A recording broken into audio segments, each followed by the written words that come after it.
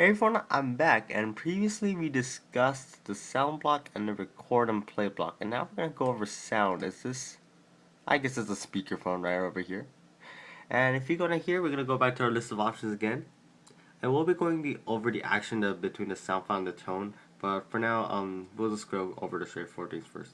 So control, play the sound, and if the sound is continuous, which I will show you how to do later, you can just stop the sound. Volume is the same thing, kind of like the power, so you can slide it around. You can slide it around. One thing that I realized that the sound, it actually goes by intervals of 25. So if I were to put 55, it would just kind of go there. It's kind of strange. I still don't get how this works. So if I put 12, I just put 25. I believe 0 goes back to 0. Yeah, it's weird because it goes by intervals of 25 and that's about it. You can't really get a precise value here. That's the only difference. And here's the repeat function. So currently the sound file is selected in good job. So if I were to check this box, it's going to play good job over and over again until I have a headache and I just want to kick the robot out the window. Alright. And here's the wait for completion box. So what this is going to do is, let's say after the sound, I want the robot to move forward for 5 rotations. Let's say I wanted to make it do that. Well, if I have this wait for completion box, it's gonna wait. The robot's gonna wait for the good job to finish before moving on to the movement. However, if I were to uncheck this box, the program's just gonna go straight to the motor and at the same time play the sound. So it's kind of like multitasking. Okay, I'm gonna go over the action now. The sound file and the tone. The sound file, you have all of these options. So these are words that the robot can say or sounds that it can make. You just have all these options for you to explore. I'm not gonna go over each and every one of these, or we'll be here until Monday Night Football. Okay, tone. Once you press tone, you're gonna have all these. You're gonna have this piano. So you can pick what note you want. So you can. If you were to combine a bunch of note blocks together and time it right, here's the second. So if I want to play for 1 second, I would play C for 1 second. I want to make it 5, then it's gonna hold the tone for 5 seconds. So I guess if you were to coordinate these sound blocks appropriately, you can actually make the robot make a kind of a song, I guess, or like a piece of music. Maybe if you're in a band or something, you want to make it play a short tune, maybe a fanfare or something. I don't know. Use your imagination.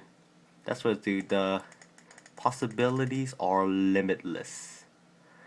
Okay, we do have time right now, so I'm gonna go over something else, and it's this display block right here. It's gonna be like a little TV screen, I guess.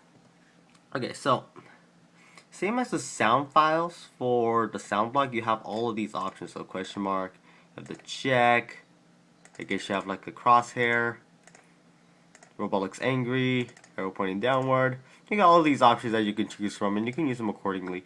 What you can also do is you can grab the image or click wherever you want it. You can also drag the image around. And if you remember from your math class, the x coordinate is this horizontal line here. So let me if I put an x of 1, it's gonna move all the way down there. However, if I put an x of 30, what? Oh goodness. Alright. There we go. If I put an x of 20, it moves up a little bit. So x, you're manipulating the left to right. Y is vertical. So if I were to put 1, it's gonna move all the way down there. If I were to put y equals 20, it's gonna move a bit upward. And you can always drag in it. If you feel like you have like a little sweet spot, then you can just make note of whatever the coordinates are. Okay, let's go to the actions. So we have the image and we have text. Alright. So same deal as the image. You can drag it around. You can manipulate this image. So I'm going to put ha ha ha. Ha ha ha. Okay, so we can drag ha ha ha around everywhere. What we can also do is we have something called lines. So if I were to put line 1, it immediately assigns it over there. If I were to put the line 2, it moves a bit down. Line 3 moves down more. Line 4, it just keeps moving now. For me, it just makes things more organized and tidy. If you really want to make like, let's say you wanted to make like a menu, or maybe you just want to give a list of instructions on the screen, then you would use multiple lines in order to accomplish that. Lastly, no, not lastly. What am I saying? Okay, here's a drawing. So I can either draw a point, coordinate that, a line. So you see it's going to give me this little line here. I get to drag this around. The first point right here is manipulatable directly by dragging, but this one you're gonna have to move this one on your own. I'm sorry, but you're gonna have to move that on your own, and you just get to drag that however you want. Circle, same deal, X and Y manipulation. However, you get to increase the radius of the circle. So if I make it 20, I get a bigger circle. If I want to put 50, it just covers the entire screen. I'm gonna revert it back to its original shape right here. And this clear button right here, what that does is it shows the current image, but it clears all the different images beforehand. So let's say I had a smiley face. Okay, let's say I had a smiley face, right? And then I have this little circle, this ridiculous small useless circle I have here. If I were to check this clear box, the smiley face would show. But the circle would override the smiley face. Actually, it happens instantaneously, so you're actually just a circle, not the face. Last thing I want to show you is the reset. So what this is gonna do is, okay, you know when you start the program, you have the NXT label and it keeps rotating around and it gets really annoying. Well, that's what it's gonna revert to, because when you draw something, it's not going to revert to that screen. So resetting clears everything on the screen and it reverts to its original formation. Let's see.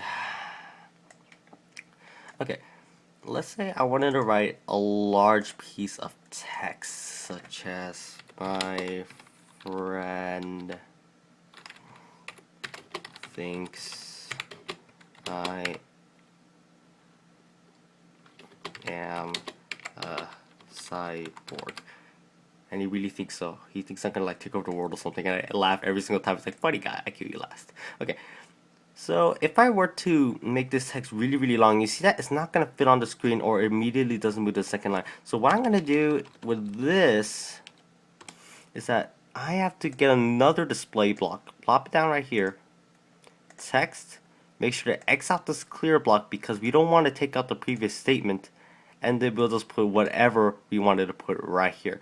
And if you just look over here, you can reposition it in order to get the right image that you want. Yeah, so that'll be the sound and the display block. Thank you for watching this tutorial. I will be moving on to more transitional things next. Please leave comments, please leave feedback, anything you want, any sort of constructive criticism, and I'll see you guys next time.